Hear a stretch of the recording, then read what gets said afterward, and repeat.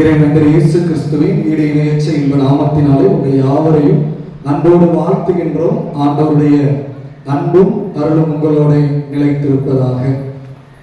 இந்த நாளுக்குரிய திருவசனத்தின் தலைப்பு என்ன? கற்றுக்கொள்ளும் திருச்சபை. எதற்காக இந்த தலைப்பு நமக்கு கொடுக்கப்பட்டிருக்கு? ஜெப குறிப்புல இரண்டாவது ஒரு ஜெப குறிப்பு நான் கொடுத்தேன். எதற்காக ஜெபித்தோம்? இரண்டாவது ஜெப குறிப்பு என்ன? இறையியல் கல்லூரி பைபிள் காலேஜஸ் படிக்கக்கூடிய மாணவர்களுக்காக நாம் ஜெபித்தோம். இந்த ஞாயிறு இறையியல் கல்வி ஞாயிறு, தியாலஜிக்கல் எஜுகேஷன் சண்டே. இறையியல் கல்வியை குறித்து திருச்சபை மக்கள் அறிந்து கொள்ளும்படியாகவும், இந்த இறையியல் என்பது பைபிள் காலேஜ் படிக்கிறவர்களுக்கு மாத்திரமல்ல அனைவருக்கும் ஆனது என்பதை வலியுறுத்தும் வண்ணமாகவும் இந்த ஞாயிறானது ஆசரிக்கப்படுகின்றது. இறையியல் கல்வி ஞாயிறு. இறையியல் அதாவது திருமறை குறித்து, கடவுளை குறித்து கற்றுக்கொள்ளக்கூடியது என்பது ஊழியர்களுக்கு மட்டுமானதல்ல, கிறிஸ்துவை பின்பற்றுகின்ற அனைவருக்கும் ஆனது. தியாலஜி ஃபார் ஆல், அனைவருக்குமான இறையியல். அதற்காக தான் நம்முடைய திருச்சபைகளை பணியாற்றுகின்றவர்கள் அவர்கள் பணியாற்றுவதற்கு முன்பதாக ஒரு குறிப்பிட்ட சில ஆண்டுகள் அவர்கள் இறையியல் கல்லூரியில தங்கி இருந்து படித்து வருகிறார்கள். இதற்காக நாம் திருமறையை கற்றுக்கொள்ள வேண்டும் என்பதற்காக இது நம்முடைய மிஷனரிகளாலே ஏற்படுத்தப்பட்ட ஒரு முக்கியமான ஒரு அம்சமாகும். அவை கிறிஸ்துவுக்கு அன்பானவர்களே, இறையியல் கல்வி அல்லது வேதாகமத்தை குறித்து கற்றுக்கொள்வது என்பது அது அனைவருக்குமான ஒன்று. சிறுவர்கள் முதல் பெரியவர்கள் வரை திருமறையை சரியாக கற்றுக்கொள்ள வேண்டும், முறையாக கற்றுக்கொள்ள வேண்டும் என்பதற்காக என்கின்ற விழிப்புணர்வை நமக்கு கொடுக்கும்படியாக இந்த இறையியல் கல்வி ஞாயிறானது இந்த வாரத்திலே நம்முடைய திருச்சபையின் மூலமாக அனுசரிக்கப்படுகின்றது. இறையியல் கல்வி குறித்து நாம் பார்க்கின்ற பொழுது, நாம் திருமறைகளை படிக்கின்ற பொழுது அநேக குறிப்புகளை நாம் அறிந்து கொள்ள முடியும்.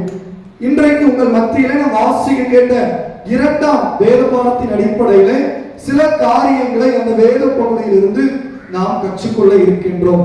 நாம் வாசிக்கின்ற இரண்டாம் வேத பாடத்துல எந்த திருச்சபை குறித்து நம்ம படிக்கிறோம்? எந்த திருச்சபை குறித்து படிக்கிறோம்? வேதபாடாசிரியர் கவனிச்சீங்களா?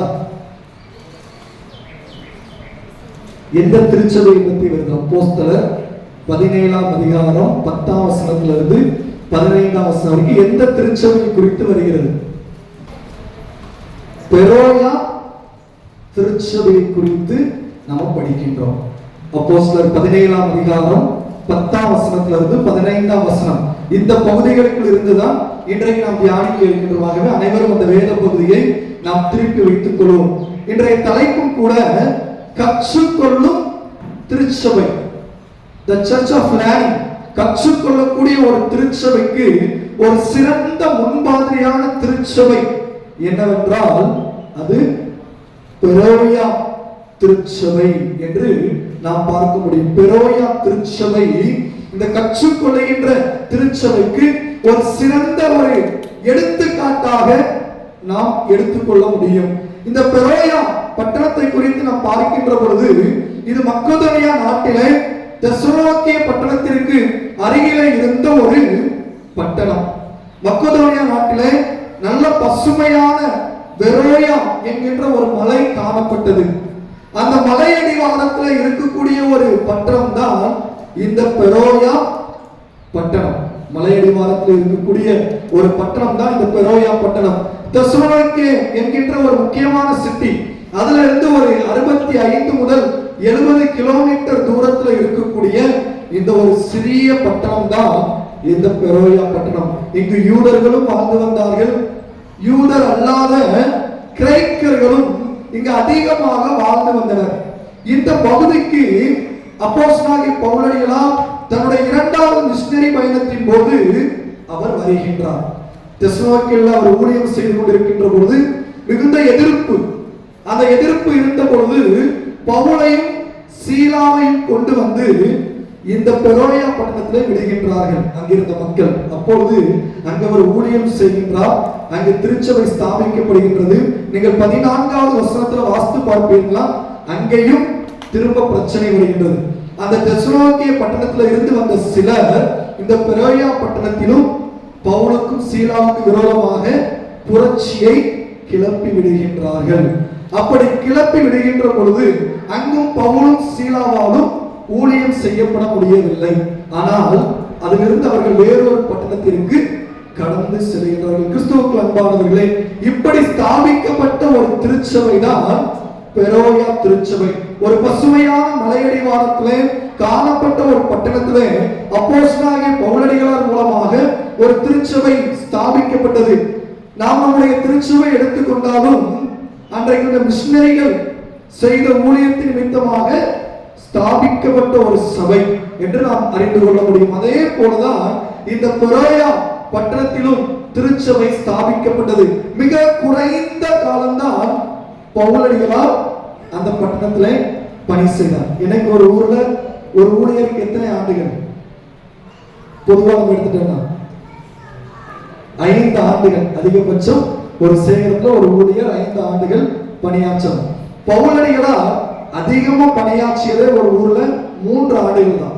அதுவும் ஒரே ஒரு ஊர்ல தான் அவர் 3 ஆண்டுகள் பணியாற்றிருக்கிறார். என்ன ஊர் நீங்க கண்டுபிடிக்கும். அது உங்களுடைய வேத அறிவை வளர்ப்பதற்காக ஒரு வினா. அப்போஸ்தலர் நடவடிக்கைகளை நீங்க வாசித்தீங்கன்னா அந்த ஊர்ல தான் அவர் 3 வருஷம் இருந்திருப்பார். மற்ற எல்லா இடத்துலையும் சில மாதங்கள் தான் அவர் தங்கி இருந்து ஆண்டவருடைய பணிகளை செய்த நிமித்தமாக தான் அநேக திருச்சபைகளை அவரால் ஸ்தாபிக்க முடியுது. அப்படி ஸ்தாபிக்கப்பட்ட ஒரு திருச்சபை தான் பெரோயா திருச்சபை. அவர் பணியாற்றிய காலம் மிக குறைந்த காலமாக இருந்தாலும் அப்போஸ்தலர் 20ஆம் அதிகாரம் 14ஆம் வசனத்துல நம்ம பார்த்தோம்னா இந்த பெரோயா பட்டணத்துல இருந்து ஒரு ஊழியர் எழும்பி பவுலோடு உடன் ஊழியராக பணிக்கு சென்றிருக்கிறார். அப்படி என்றால் இந்த பெரோயா திருச்சபை என்பது பவுலடிகளார் மூலமாக உருவாக்கப்பட்ட இந்த திருச்சபை என்பது கற்றுக்கொள்கின்ற திருச்சபை என்பதற்கு ஒரு சிறந்த எடுத்துக்காட்டாக நம்மால் அறிந்து கொள்ள முடியும். அப்படி இந்த திருச்சபை கற்றுக்கொள்கின்ற திருச்சபை என்பதற்கு என்னென்ன குணாதிசயங்கள் இந்த திருச்சபையில காணப்பட்டது என்று நாம் பார்க்கின்ற பொழுது, முதலாவது இந்த திருச்சபையிலிருந்து நாம் கற்றுக்கொள்ளக்கூடிய காரியம் ஆர்வத்துடன் கற்றுக்கொள்ளும் திருச்சபையாக இந்த பெரோயா திருச்சபை காணப்பட்டது. எப்படி அவர்கள் கற்றுக்கொண்டார்கள்? ஆர்வத்தோடு கற்றுக்கொண்டார்கள். நீங்கள் 11வது வசனத்தை வாசிக்க கேட்போம்.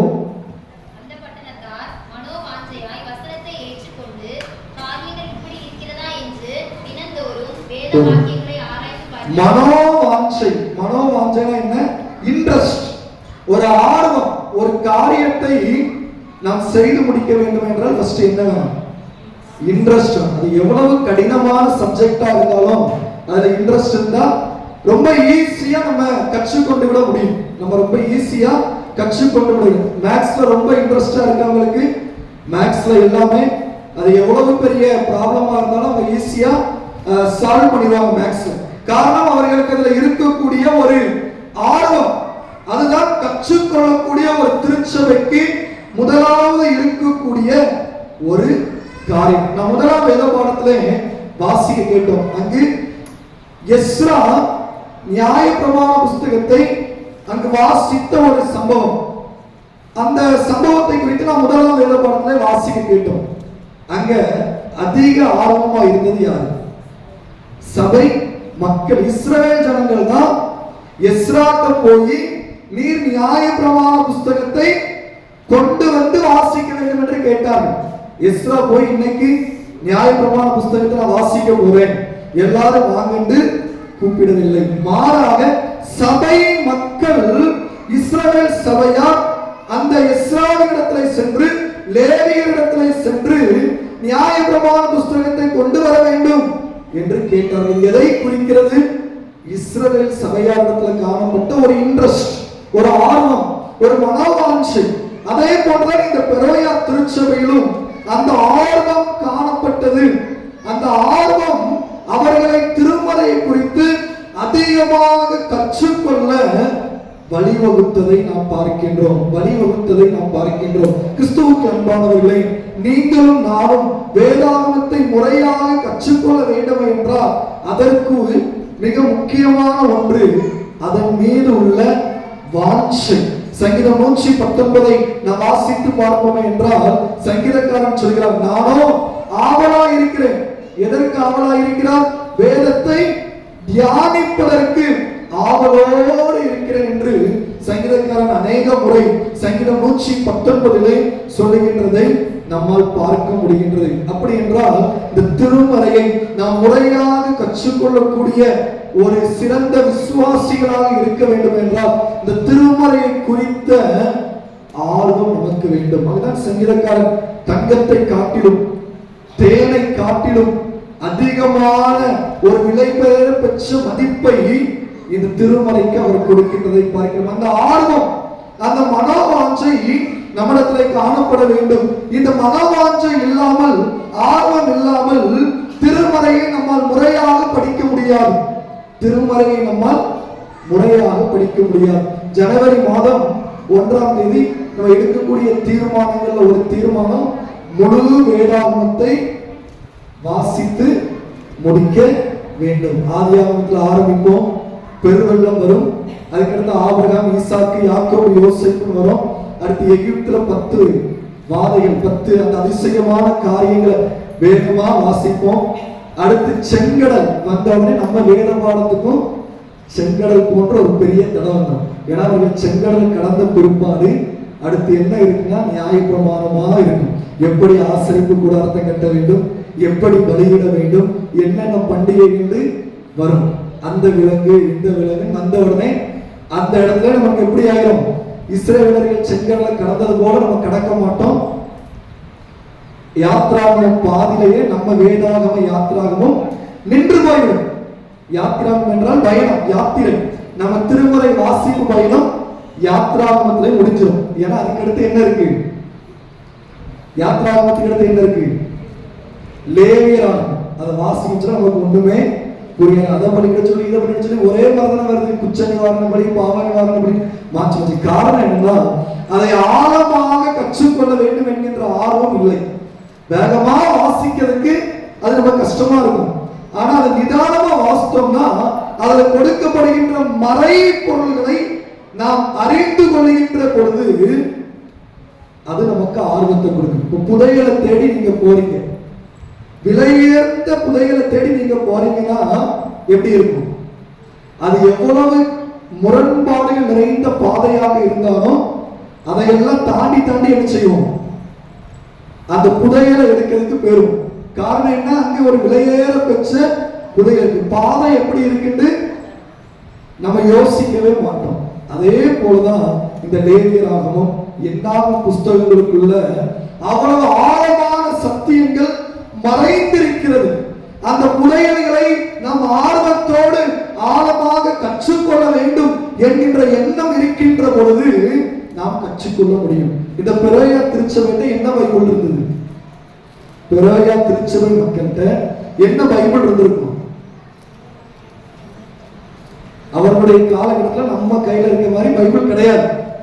அவர்கிட்ட நியாயப்பிரமாண புஸ்தகம் தான் இருந்தது. இன்னும் அந்த 10ஆம் வசனம் 11ஆம் வசனத்தை நீங்க பாத்தீங்கன்னா அது அவர்கள் பவுல் மூலமாக ஒரு கிறிஸ்தவ திருச்சபையை ஸ்தாபிப்பதற்கு முன்பாக இருந்த ஒன்று. அப்படி என்றால் அவர்களிடத்தில் இருந்தது முதல் 5 பஞ்சாகமங்கள், ஆதியாகமம், யாத்ராகமம், லேவியராகமம், என்னாகமம், உபாகமம். அதை படிச்சுதான் அவங்க இயேசு கிறிஸ்துவை அறிஞ்சுக்கிட்டாங்க.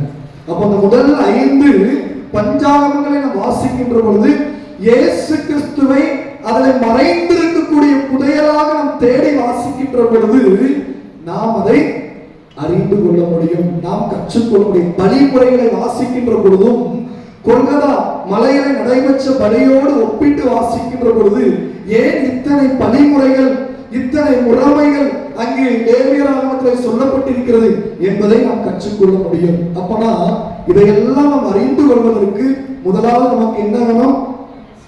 ஆர்வம் வேண்டும். அன்றைய உள்ள திருச்சபைகளை நாம் பார்ப்போம் என்றால் அன்றைக்கு திருச்சபைகள்ல என்ன இருக்குன்னா வேத ஆராய்ச்சி ஆராதனை ஒண்ணு மாதந்தோறும் நடைபெறும் வேத ஆராய்ச்சி ஆராதனை. திங்கள் விட்டு சனி நமக்கு ஆராதனை இருக்குன்னா அந்த மாலை ஆராதனையில் ஒரு நாள் அந்த வரிசையை நம்ம வேதாகமத்தை படிப்பதற்கு இருக்கும். இன்னைக்கு அதெல்லாம் எப்படி மாறிட்டு, விடுதலையின் ஆராதனை, சுகமளிக்கும் ஆராதனை, தீர்க்க தரிசன ஆராதனை, அற்புத பெருவிழா அப்படி நமக்கு ஏற்றார் போல பேரை வச்சுக்கிட்டு எங்க ஆர்வம் குறைஞ்சிட்டு வேதத்தை அங்கு படிப்பதற்கான ஒரு ஆர்வம் இன்றைக்குள்ள திருச்சபைகளிலே குறைந்து போய்விட்டதை நாம் பார்க்கின்றோம். ஆனால் நீங்களும் நானும் இந்த பெரோயா திருச்சபையை போன்று வேதத்தை முறையாக படிப்பதிலே ஆர்வத்தை நாம் காட்ட வேண்டும். கலை நிகழ்ச்சிகளுக்கு நாம் அதிக முக்கியத்துவம் கொடுக்கின்றோம். இன்றைய காலகட்டங்களிலே நடனம் ஒரு மிக முக்கியமான ஒரு தாக்கத்தை கிறிஸ்தவ சபைகளுக்குள்ளே புகுத்தி இருக்கின்றது. அதற்கு ஒரு பெரிய கூட்டம் ஆலய வளாகத்திற்கு வந்துவிடும். ஆனால் வேத ஆராய்ச்சி கூடுகைகளுக்கு வருகின்றவர்களுடைய எண்ணிக்கை குறைவு. காரணம் என்ன? அதுல இருக்கக்கூடிய ஒரு உற்சாகம், அதுல இருக்கக்கூடிய ஒரு காரியத்தை இங்கு பெற முடியவில்லை என்கின்ற ஒரு மனநிலைக்குள் நாம் தள்ளப்பட்டு இருக்கின்றோம். அதே போல வேத ஆராய்ச்சிகள் நடைபெற்ற நம்முடைய ஆலயங்கள்ல இன்னைக்கு பெருகிவிட்ட ஒன்று இன்னிசை கச்சேரி. திருச்சபையினுடைய நம்முடைய பாரம்பரியங்களை சீர்குலைத்ததுல இந்த இன்னிசை கச்சேரி ஒரு முக்கியமான ஒரு அங்கம் வகிக்கிறது. அன்னைக்கு இன்னிசை கச்சேரினா நமக்கு என்ன? பஜனை பிரசங்கம். அன்னைக்கு இன்னிசை கச்சேரினா நம்முடைய திருச்சபைகள்ல இருந்தது பஜனை பிரசங்கம். பஜனை பிரசங்கத்துல எது முக்கியமா இருக்கும்? பாட்டா. தானியேலை பத்தி அவர் பேசினார்னா தானியேலுடைய A to Z பின்னணியோட அந்த பஜனை பிரசங்கத்துல இருக்கும். அது பாடலாகவும் இருக்கும், அவர் கொடுக்கக்கூடிய நகைச்சுவையில இருக்கும். அந்த பஜனை பிரசங்கம் தான் அன்னைக்கு இருந்த ஒரு இன்னிசை கலாக்கலட்சேபம். இன்னைக்குள்ள இன்னிசை கச்சேரிகள் இசையில நம்ம மயக்கி கொண்டு போகக்கூடிய வெறும் பாடல்களோடு இன்னைக்கு மாறிவிட்டது. காரணம் என்ன? திருமறையை கற்றுக் கொடுப்பதற்கு தான் பாடல்கள். ஆனால் இன்றைக்குள்ள இன்னிசை கச்சேரிகள் அப்படி இல்லை. நம்முடைய மனதை அப்படியே ஒரு மயக்க நிலைக்கு கொண்டு போகக்கூடிய அளவிற்கு ஃபுல்லா வெஸ்டர்ன் கல்ச்சர்ல நம்ம மாறி போய் கொண்டிருக்கிறோம். கிறிஸ்துவுக்கு அன்பானவர்களே, இன்னைக்கு பண்டிகைனா பஜனை பிரசங்கம்னா நம்ம தூக்கம் வந்து கட் பண்ணிடுவோம். நிறைய திருச்சபைகள்ல இன்னைக்கு பஜனை பிரசங்கங்கள் கிடையாது. ஆகதான் இன்றைய தலைமுறைக்கு தானியலை குறித்து ஒரு முழுமையாக அவர்களால் கற்றுக்கொள்ள முடியவில்லை. அன்றைக்கு பஜனை பிரசங்கங்கள் ஒரு வேதாகம மனிதரை குறித்து மிக தெளிவாக கற்றுக்கொள்வதற்கு வழிவகுத்தது. அப்போ இன்றைக்கு நாம் ஆர்வம் இழந்து காணப்படுகின்றோம். தேவையற்ற காரியங்கள்ல நம்முடைய ஆர்வத்தை நாம் கொடுத்து விட்டு தேவையில்லாத காரியங்கள்ல நம்ம ஆர்வத்தை கொடுத்து விட்டு எது முக்கியமோ அதுல நம்ம ஆர்வம் குறைந்து காணப்படுகின்றோம். வேதத்தை கற்பதற்கு நமக்கு ஆர்வம் வேண்டும், வேதத்தை கற்றுக்கொள்வதற்கு நமக்கு ஆர்வம் வேண்டும். அந்த வேத ஆர்வத்தை நம்ம வளர்த்துக் கொள்ள வேண்டும். அநேக இடங்கள்ல வேதாகமத்தை கையில வச்சு வாசிக்க முடியாது. ஆனா இன்றைக்கு ஆண்டவர் நமக்கு வேதாகமத்தை கரங்களிலே நம்முடைய மொழியிலேயே நமக்கு கொடுத்திருக்கிறார். அதை கற்றுக்கொள்ள வேண்டும் என்கின்ற ஆர்வம் முதலாவது நமக்கு வேண்டும். இரண்டாவது, இந்த பெரோயா திருச்சபை எப்படி கற்றுக்கொள்ளும் திருச்சபையா இருந்ததுன்னா அதே 11வது வசனம் சொல்கிறது, காரியங்கள் இப்படி இருக்கிறதோ என்று ஆராய்ந்து பார்த்தார்கள். இரண்டாவது, ஆராய்ந்து கற்றுக்கொள்ளும் திருச்சபை. அப்படியே மேலோட்டமா வேதத்தை வாசிக்கிற திருச்சபை பெரோயா திருச்சபை இல்லை. அப்படி அவர்கள் முதல் பஞ்சாங்கங்களை வாசித்திருந்தாங்கன்னா அவங்களும் அப்படியே தான் இருந்திருப்பாங்க. ஆனா அவர்கள் அதை ஆராய்ந்து பார்த்தார்கள். அதுதான் அங்கு பவுல் வந்து அவர்கள் மத்தியிலே ஊழியம் செய்கின்ற பொழுது நாம் ஆராய்ந்து பார்த்த காரியங்களுக்கும் இந்த பவுல் சொல்லுகின்ற இயேசு கிறிஸ்து என்னும் மேசியாவின் நற்செய்திக்கும் பல காரியங்கள் ஒத்து போகின்றதே என்று அறிந்து அந்த பெரோயா அந்த ஜெபாலயத்தில் இருந்த யூதர்கள் இன்னும் கிரேக்கர்கள் இயேசுவை சொந்த இரட்சகராக ஏற்றுக்கொண்டார்கள். அப்போ ஆராய்ந்து படிக்க வேண்டும். திருமறையை படிக்கின்ற பொழுது ஆராய்ந்து படிக்க வேண்டும். ஏசாயா தீர்க்கதரிசன புஸ்தகத்தில் நம்ம வாசிக்கின்றோம், கர்த்தருடைய புஸ்தகத்திலே தேடி வாசியுங்கள். கர்த்தருடைய புஸ்தகத்திலே தேடி வாசியுங்கள். ஆண்டவருடைய புஸ்தகத்தை தேடி புரட்டி நாம் வாசிக்க அழைக்கப்படுகின்றோம். கடந்த சில வாரங்களுக்கு முன்பதாக நமக்கு கொடுக்கப்பட்ட ஒரு திருவசனத்துல ஒரு வசனம் வரும். சங்கீதக்காரனாகிய தாவீது தன்னுடைய 27வது சங்கீதத்துல சொன்ன ஒரு வசனம், கர்த்தரிடத்தில் ஒன்றை நான் கேட்டேன், அதையே நாடுவேன், கர்த்தருடைய ஆலயத்தில் ஆராய்ச்சி செய்யும் படியா. கர்த்தருடைய ஆலயத்துல ஆராய்ச்சி செய்ய. எதை ஆராய்ச்சி செய்ய? எப்படி பில்டிங் இருக்கின்றா, பில்டிங் எப்படி இருக்கு, வந்திருக்கிறவர்கள் எப்படி வந்திருக்காங்க, அதை ஆராய்ச்சி செய்வதற்காக அல்ல, அல்லது நடக்கக்கூடிய மற்ற காரியங்களை விவாதிப்பதற்காக மட்டுமல்ல. பிரதானமான ஒரு நோக்கம் வேதத்தை ஆராய்ச்சி செய்வதற்காக, கர்த்தருடைய மகிமையை வேதத்தின் வாயிலாக கண்டுகொள்வதற்கு. அப்ப வேதத்தை நம்ம ஆராய்ச்சி செய்து படிக்கணும். வேதத்தை ஆராய்ச்சி செய்து படிக்கணும். நம்ம நிறைய பேரு ஒரு ஆண்டுக்குள்ள வேதாகமத்தை முடிக்க வேண்டும் என்று வாசிப்பது ஒரு நல்ல காரியமாக இருந்தாலும், அதே நேரத்தில் நாம் இன்னொரு பழக்கத்தை பழக்கிக் கொள்ள வேண்டும். வேதத்தை ஆராய்ச்சி செய்து படிக்க வேண்டும். நீங்க சாயங்கால நேரம் கிடைக்கும் போது ஒரு 3 அதிகாரத்தை வாசித்தா முழு வேதத்தை முடித்துடலாம்.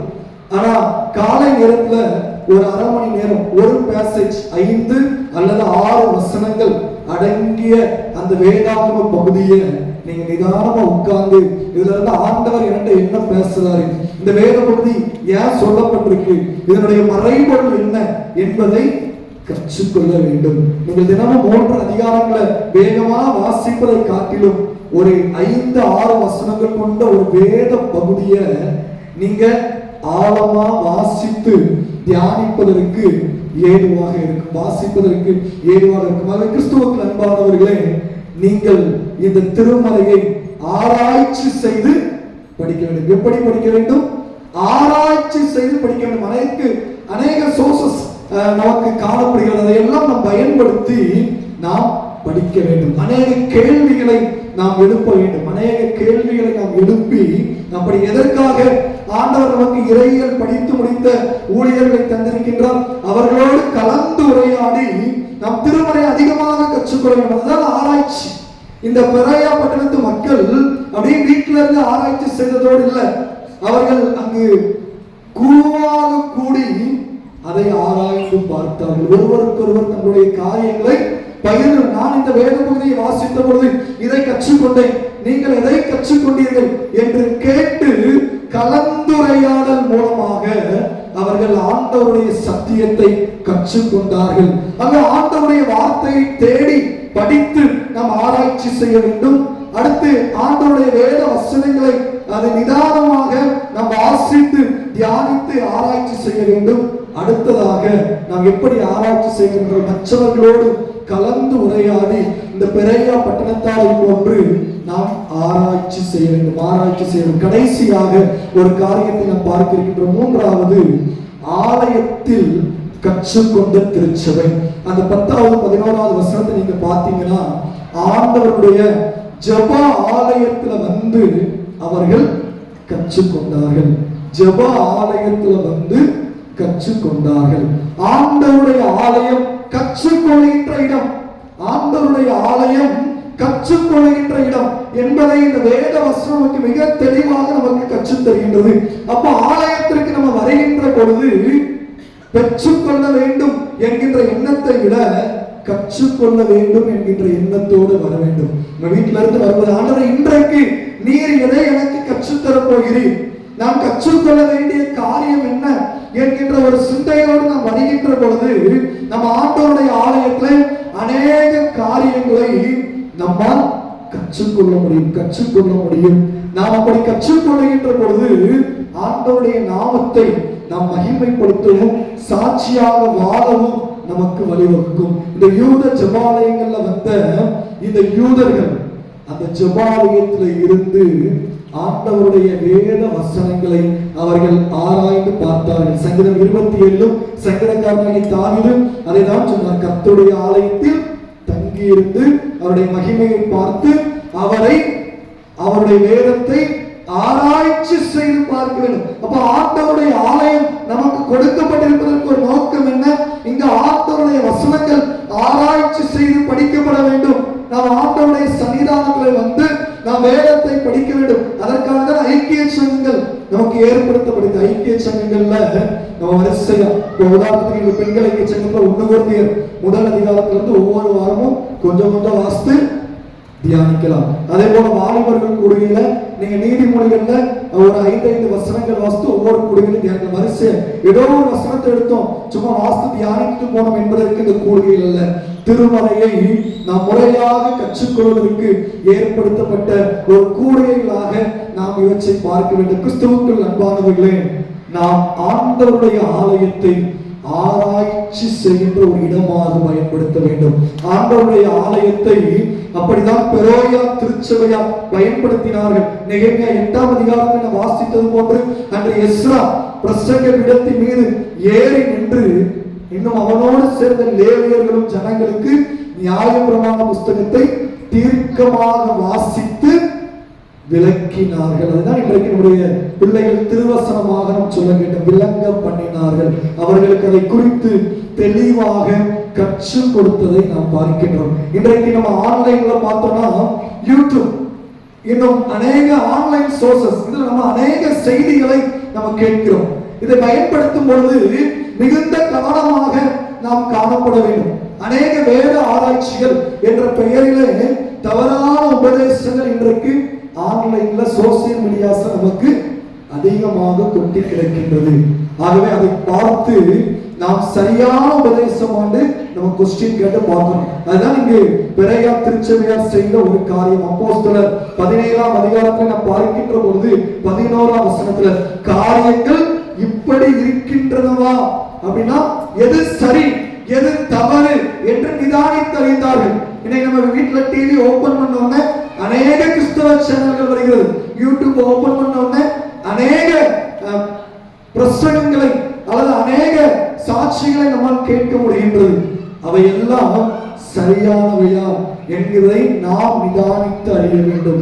அதற்காக தான் ஆண்டவர் ஒவ்வொரு கிராமத்திலும் ஆலயத்தை ஏற்படுத்தி கொடுத்திருக்கிறார். நம்முடைய ஆலயத்தில் போதிக்கப்படுகின்ற சத்தியத்திற்கு மாறாக வேறு காரியங்களுக்கு நாம் செவி கொடுத்து விட்டோம் என்றால் சத்ருவானவன் நம்மை வஞ்சித்து விடுவான். சத்ருவானவன் நம்மை வஞ்சித்து விடுவான். இன்றைக்கு வெளியிடங்களுக்கு படிக்க செல்கின்ற பிள்ளைகள், வெளியிடங்களுக்கு வேலைக்கு செல்கின்ற பிள்ளைகள் தவறான உபதேசங்களின் நிமித்தமாக அவர்கள் ஆண்டவரை விட்டு பின்வாங்கி போகின்றதை பார்க்கிறோம். ஒருவேளை அவர்கள் கிறிஸ்தவர்களாக நீடித்தாலும் சரியான உபதேசத்தை விட்டு அவர்கள் விலகி அநேக கட்டுக்கதைகளுக்கும் மாய்மாலமான காரியங்களுக்கும் பின்வாங்கி போகின்ற ஒரு கள்ள உபதேசங்கள் நிறைந்த ஒரு காலகட்டத்திலே நாம் வாழ்ந்து கொண்டிருக்கின்றோம். ஆகவே நம் கர்த்தருடைய ஆலயத்தை சரியாக ஆராய்ச்சி செய்யும் இடமாக பயன்படுத்தாவிட்டால் நமக்குள்ளாக கள்ள உபதேசங்கள் தானாக வந்துவிடும், தவறான உபதேசங்கள் வந்துவிடும். அதற்கு விழிப்புணர்வோடு இருப்பதற்கு நாம் ஆலயத்திலே